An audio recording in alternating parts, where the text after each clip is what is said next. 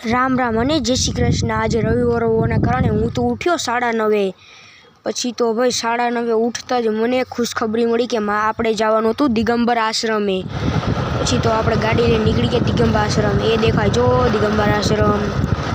પછી તો ભાઈ આપણે ત્યાં દિગંબર આશ્રમે પૂગી ગયા હો ભાઈ। આ તમને ન ખબર હોય તો આ ભૂતળી ગામની એક્ઝેક્ટ બાજુમાં જ આવેલું છે। અહીંયા ખૂબ જ રમણીય દ્રશ્ય જોવા મળે છે ચોમાસાના દિવસે।